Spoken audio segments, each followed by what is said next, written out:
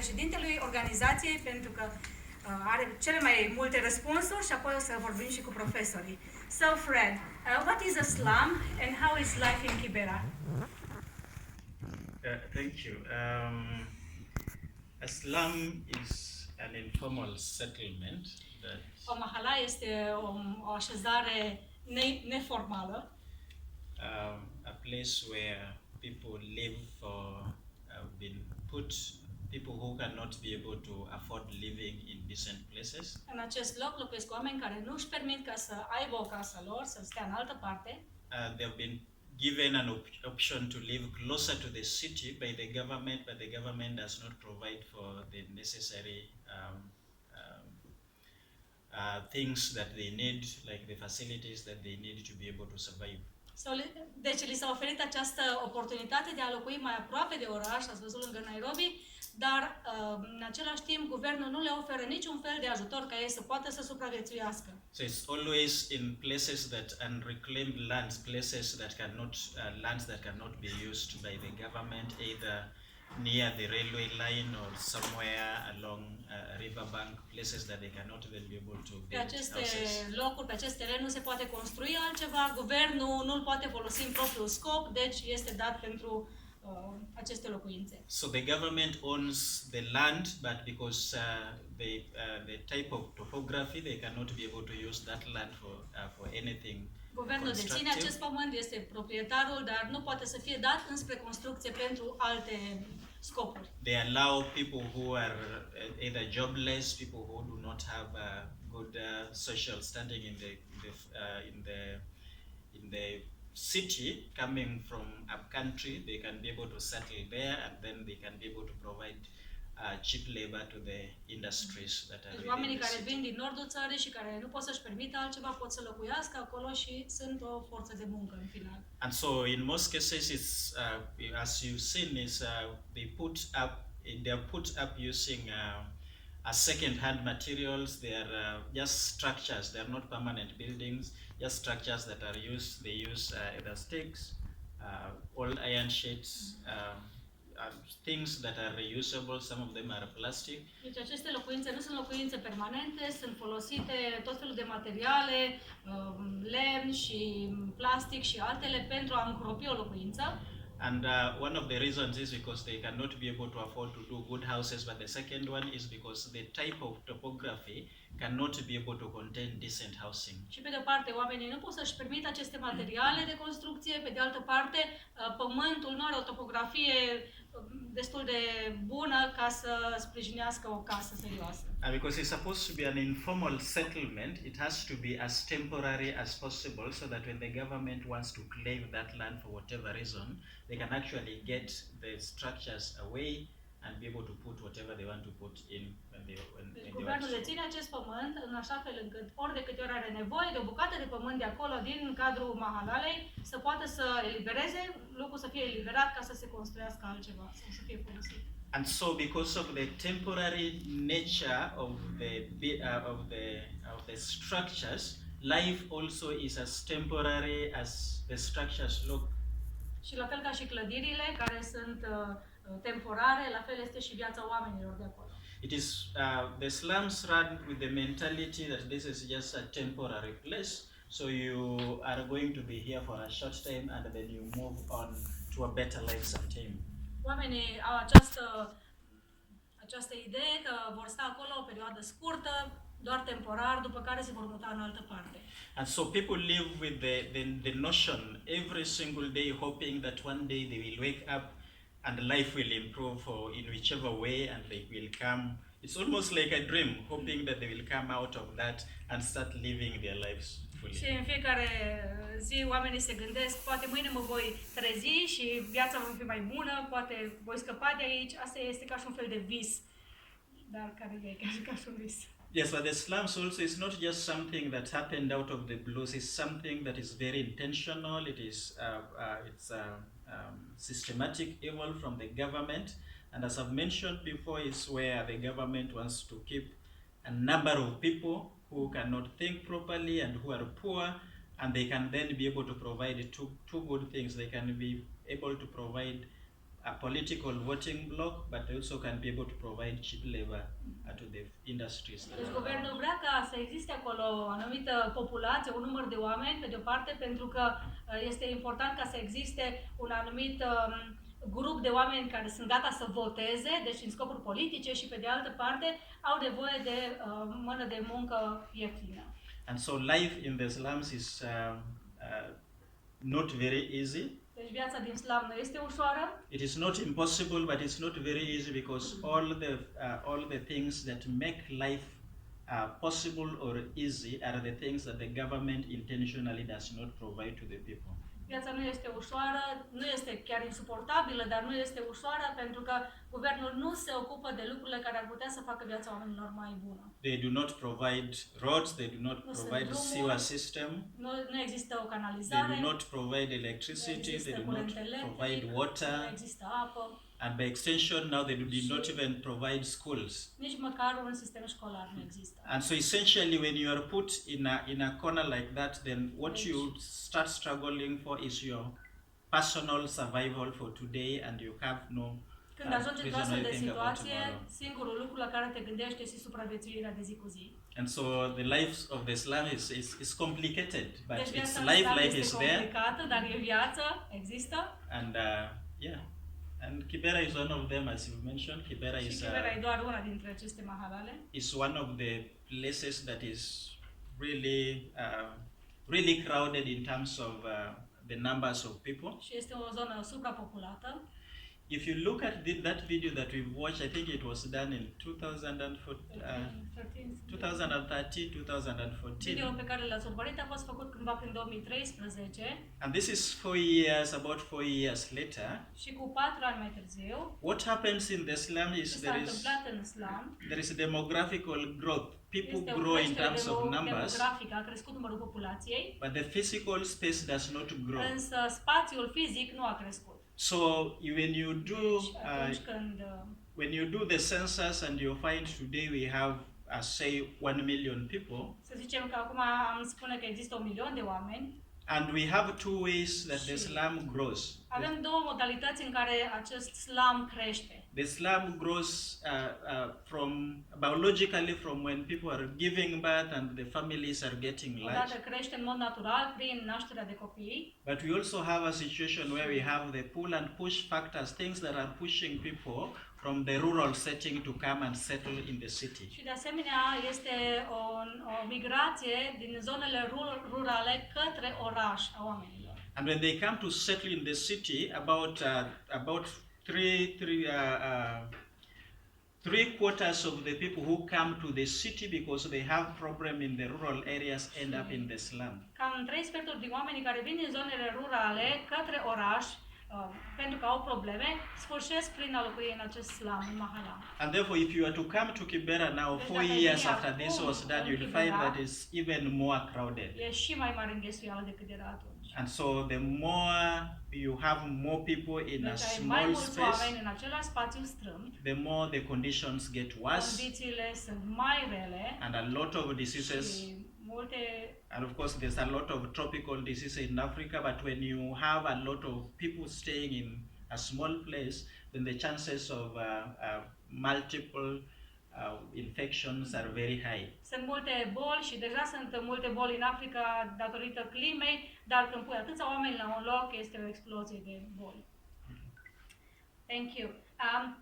So these questions are all for you. So, how did you come up with the idea of this school? Cum ți-a venit ideea acestei școli?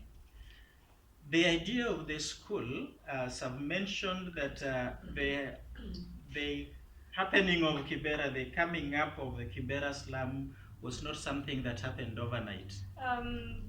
Evoluția zonei sau venirea la Kibera nu a fost ceva care s-a întâmplat după noapte, peste noapte. It is not just something that happened that there were few poor people who came and sat somewhere and then they started bringing up poor people along the Nu a fost way. doar așa o bună de oameni săraci care s-au așezat acolo și apoi au, hai să mai vină și alți oameni săraci ca să stea aici. I've said it's very intentional, and what Kivera provides two things: provides a political voting bloc for Nu the uitați că people este in ceva power, intenționat, pentru că e o mare mulțime care poate să voteze acolo, deci e o chestiune politică. but then it also provides a labor force that you can be able to E o use, forță de but muncă, for o we mână pay de them very lucru, little. dar cu o plată foarte, foarte mică.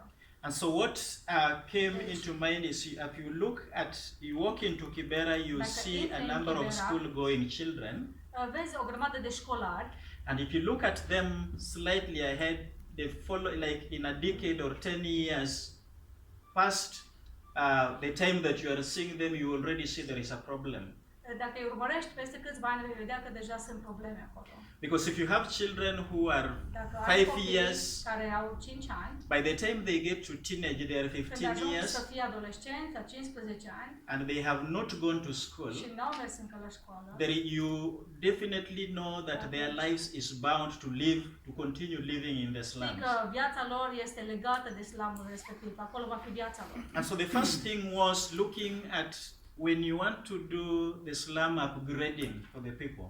Deci vrei cumva să îmbunătățești viața oamenilor de acolo. And the government owns the land, Deci guvernul deține pământul respectiv and the land is so small, și pământul este atât de mic, and you do not have the resources to nu ai upgrade the place resursele ca physically. să faci ceva din punct de vedere fizic să fie mai bine. So education Așa looked că like the only way that you can be Educația able este to do, singura cale prin care putem să facem to be acest able to lucru. help these people Să walk out ajutăm of the oamenii slums. aceștia ca să iasă din mahala. And because if the government knows that, they intentionally decided that they are not going to invest in putting the schools in the slums. Guvernul știe că niciodată nu o să pună acolo școli publice, nu o să investească în asta. Because if you put in Pentru the că schools in dacă the aduci acolo slums, școli în mahala, you will need to provide the necessary resources to keep this school running. aceștia trebuie să aducă și să faciliteze, să fie ușoară funcționarea școlii. You need to put in water, you need to put in latrines, you need to put in roads, and drumuri, other curent many things. electric și așa mai departe. And so the government was not and is not willing to invest Guvernul nu este directly gata să in the life of investească these acolo. children. But the second thing is, if you Și în al doilea rând, you cannot intentionally interfere with your the production of your workforce. So if you give these children education, they will literally walk out of the slums, and somebody is going to suffer in return by not having enough people to work in their companies. guvernul știe că dacă oferă educație, copiii aceia care vor crește pur și simplu vor ieși de acolo, vor scăpa din acel slam și nu este acesta interesul pentru că pierzi mână de lucru ieftină. So if you have so many children who cannot go to school, Deci you dacă only atâția give them a copii few sunt years, care nu pot să meargă la școală, and when they are 15, 16 years, când ajung adolescenți, you can be able to employ them in your company atunci for poți să-i angajezi în fabrica ta, half or less than half of O what you jumătate paid de their parents salar. to work for you. sau poate chiar mai puțin de jumătate din salar decât îți plătiți părinților. And so the idea was to try and find a way that we can be able to upgrade the slum by upgrading the minds of these young children. Deci ideea a fost ca să îmbunătățim viața din slam, îmbunătățind viața copiilor. Thank you. Deci ce oferă școala unui copil? What does the school offer to a child? The school offers a number of things. I'll mention three. One, the school offers a social environment that the child can be able to grow Școala oferă along un with mediu the others. social în care copilul se poate dezvolta și să învețe de la alții. And so we provide social and emotional support where we are growing up with the children and encouraging them and telling them there is an alternative lifestyle. Noi învățăm pe acești copii, ne pasă de ei și creștem învățându-i că există și o altă viață. Because when you have the children, Pentru că atunci când ai copii, you are helping them to live in an environment where they are protected. ca să trăiască într-un mediu în care sunt protejați. And so you're providing protection when they Deci come le to oferi school, there is protecție atunci space. când vin la școală, ca și spațiu. And sunt you're protejați. helping them not to get themselves into a lot of social evil at home. Și în felul acesta îi protejezi de implicarea lor în lucruri foarte rele de acasă. You protect them from rampant rape, incest, and all the other like selling drugs and things like that. So the Îi school protejez în felul acesta de viol, de incest și de droguri și de alte lucruri care au loc acasă. so the school provides an environment where you can be Școala able to este un mediu sigur. have like a general counseling situation where we it's like peer counseling. We are growing together and we know what is right and what is wrong and we can be able to avoid it. În care putem să creștem copiii, să-i consiliem, să-i ajutăm, le învățăm ce-i bine, ce-i rău, ca ei să știe și să poată evita pe viitor aceste lucruri. The second thing that I've Al doilea mentioned lucru pe care is vreau să-l menționez that we are providing education, and this este că le education oferim educație. we are trusting that when they move and they go through the right system of education, they can later get jobs and have marketable Noi skills that they sperăm can că be able to move atunci out când of ei this termină land. școala, ei vor putea să aibă aceste deprinderi cu care să se descurce mai departe. So if they learn and they are able Deci dacă ei to învață go to the și pot să university meargă la and universitate, land jobs, then they can și be să able to aibă help their slujbe mai bune, siblings who are in the atunci slums, ar putea ajuta și familiile rămase în and slum then they can be able to move out. și astfel să iasă toți de acolo. And the third thing that the Și al school is treilea lucru pe offering care îl oferă școala is because a number of these children can only be able to afford one meal in a day. un al treilea lucru este în legătură cu faptul că copiii nu pot să-și permită mai mult de o masă pe zi. Because you have a choice, if you have the choice of whether to go to school or whether to have food. Este această alegere pe care trebuie să o facă. Ori mă duc la școală, ori caut mâncare. If this is laid on the head of a parent and he has to decide, Dacă această decizie este lăsată pe umerii părinților și ca ei să decidă, then naturally they will decide that I want to will be able to buy food with this money so that we stay alive. ei bineînțeles vor alege să caute mâncare, să caute de lucru ca să aibă mâncare. And so because we have a number of families who are going through very, very hard times and they cannot be able to afford food every day. Multe familii trec prin perioade foarte grele și nu își pot permite ca să aibă mâncare în fiecare zi. So the school also provides Școala as a oferă place for refuge for the children to find a place they can be able to eat. Oferă un loc de refugiu pentru copii ca ei să poată să mănânce acolo. And so when they eat, whatever happens during the evening, we may not know, but we are sure that they are not going to succumb to hunger. Nu știm ce se întâmplă mai departe cu ei când merg seara acasă, dar măcar noi de asigurăm că nu vor muri de And foame. then they can come back to school the Și se following pot day, întoarce la școală în ziua următoare. and they can go home. So whether they are coming for food or they are coming for education, Deci, they are indiferent că alive ei and vin we pentru are grateful. educație sau pentru mâncare, pe noi ne interesează că ei sunt bine, că ei sunt în siguranță. Ok. Câți copii aveți acum la Hope Academy anul acesta? How many children attend Hope Academy this year? This year we have 420 children in the primary 420 de school, copii în and the școala kindergarten. primară și în grădiniță And then in the high school we have 70. și în liceu 70. Yeah, so we have about 409, 70 or 17? 70. Wow. Yes. Da, 70. Close to 500 this Aproape year. 500 de copii anul acesta. That's a lot. E foarte mult. Wow. How many children can pay for their meal? Câți copii pot să plătească pentru masa lor? The children who can pay for their meal, on average, we have about 4 out of 10 are able to pay. În medie, 4 din 10 copii pot să-și plătească masa, But most of the students that are dar able to majoritatea pay elevilor care pot să plătească are the children again who are at the lower level of the ladder, because in the government schools it's even more expensive. sunt la pragul de jos pentru că școala din oraș este mult mai scumpă. So we have 4 out of Cam 10 4 din 10. who are able to pay on a regular basis. And what happens to those who cannot pay? Ce se întâmplă cu copiii care nu pot să-și plătească masa? We have children who cannot pay. In fact, Avem there's copii care 6 nu pot out să of 10 who plătească. cannot Deci pay. 6 din 10 care nu pot să plătească. We have them in the school. Îi avem totuși la școală. And the system is when we talk to the teachers, because most of them are volunteers. Când vorbim cu profesorii, pentru că majoritatea sunt voluntari, And some of them live in the slums and they understand the suffering and the pain of having generation after generation living in poverty. profesorii, majoritatea sunt din slam și ei înțeleg ce înseamnă ca generație după generație să trăiește în sărăcie. So we make a negotiation with the teachers and we tell them, if you can be able to teach, like in a class where we have, say, 40 students, și le spunem, dacă poți să predai la clasă, să zicem că ai 40 de elevi în clasă and we have 16 who are able to pay, și 16 dintre ei pot să plătească, we talk to them and say you are going to teach this 15 or 16, și le zicem, poți să le predai la cei 15-16 and we are going to pay you for teaching these ones, but we can smuggle in this other so that you can just listen to what you're și le saying. spunem, te putem plăti ca să le predai celor 15-16, dar și pe ceilalți înghesuim acolo.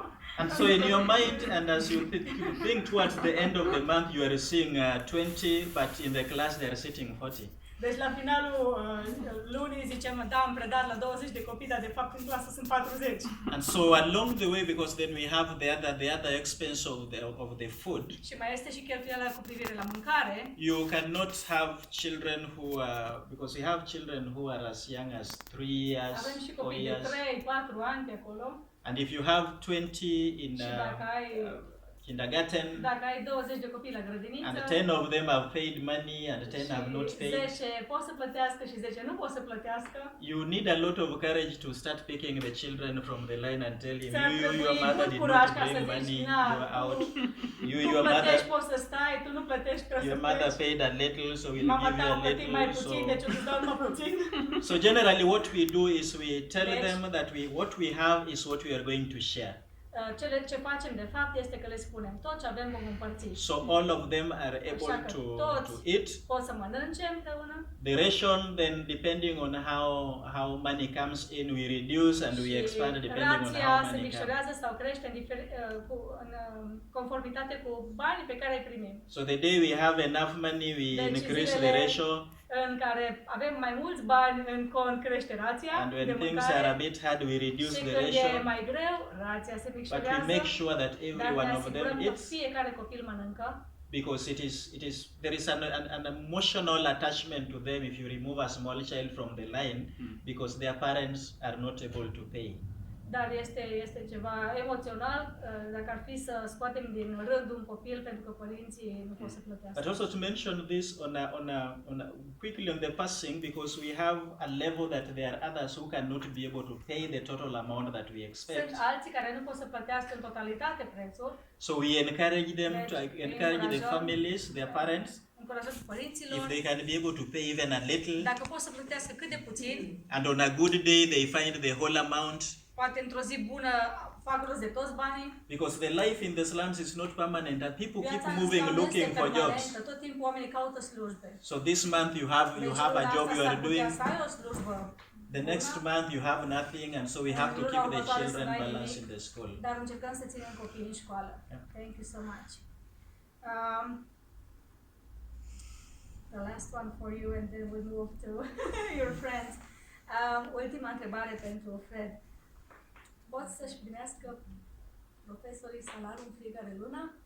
So, can the teachers get their salary, their wages every month? Can the teachers get their wages Do they get paid every month? Yes, I am looking for a wise way to say that Și because acum caută o metodă onorabilă de a răspunde. because they are here, I want them to hear that Este aici. they can get their salaries every month if the money was there. Ei ar putea să-și primească salariile în fiecare lună dacă ar fi și bani. Unfortunately, we have to decide two things. Dar trebuie să decidem două lucruri. Să We have to hotărâm. decide when the money comes in whether to starve the children and pay the salaries of the teachers, Trebuie să vedem atunci când intră bani în cont, să alegem. Lăsăm copiii să moară de foame și îi plătim profesorii. in which case when the children have not eaten, they are not going to listen to them even if Pentru they că are atunci paid când double copiii the sunt amount. nemâncați, nici nu vor asculta ce vorbesc ei în clasă. Or we feed the children Sau- and starve them, Ce facem? Hrănim copiii și îi lăsăm pe profesori să moară de foame. in which case they are not going to be able to Și în take care felul of acesta their nu vor putea să things, poarte de grija and they cannot take care of their copiilor. families, and so Și a they cannot familiilor provide good education. So what happens is we do a small balance, Deci încercăm să rămânem în echilibru. and all of the teachers, when they come to the school, they know they are coming to volunteer, Toți profesorii știu că atunci când pășesc în școală vin la un voluntariat. and so they know that whatever we get is what we share. Și ei știu că ceea ce primim, aceea vom împărți. So what we try to do is we reduce. Most of them do not even have like what you call a permanent salary that you know this is what I get every month. Majoritatea nu au un salariu permanent, adică ei nu pot să zică atâta primesc în fiecare lună. They have a situation where this month we spent Și this on probabil food, într-o lună am cheltuit atâta pe mâncare and this is what we have, și atâta rămâne, and so that is what we share. iar ceea ce rămâne, aceea împărțim. So sometimes they completely do not go without anything, but they get something that is close to something that is very little. Deci nu pot să zic că neapărat nu primesc nimic, că există luni când nu primesc nimic, dar e aproape de nimic, adică But foarte puțin. it's a very hard balance Dar because este foarte greu să menținem as acest it is now, echilibru, probably we have a staff of 25, pentru că acum avem un staff de 25 de persoane. and none of them has gotten like a full salary over the last 6 months. Și în ultimele 6 luni nici măcar unul dintre ei n-a primit un salariu. And now when the schools are closed, like now for us, we have a system where you are in school 3 months, 1 month out, 3 months, 1 month out. Acum avem vacanță pentru că funcționăm după un sistem 3 luni școală, 3 luni vacanță. Like now we are out of school. Scuze, da, o lună de vacanță. Yeah, now for April we are out of school. Și acum în aprilie nu avem școală, 3 luni școală, o lună de vacanță. Now in the mind of the teachers, they know they come back to school and there is nothing because even the children are out there and they are not paying anything. So Și acum profesorii când se întorc știu că nu o să fie nimic acolo pentru că nici măcar copiii care ar fi putut să plătească nu au fost la școală, deci nu s-au plătit nimic. so those are the months that we Deci keep acestea waiting sunt that manna will lurile fall from wherever manna used to fall în from care a long time așteptăm să ago. cadă mană de undeva, de unde o fi căzând. But yes, we would really want to give them a salary every month, but they Dar încercăm understand să it le is dăm never un enough at the salariu end of the day. atunci când este de ajuns. Thank you very much. So, I'm gonna skip to the other page. O să trec la cealaltă pagină. Am întrebări pentru profesor. The time is really running, so let's try and make it a little shorter. Timpul merge repede și nu vreau să vă țin nici pe voi prea mult, deși chiar se merită, da? O să încercăm să vedem mai pe scurt întrebările. Care sunt provocările pe care le întâmpină un profesor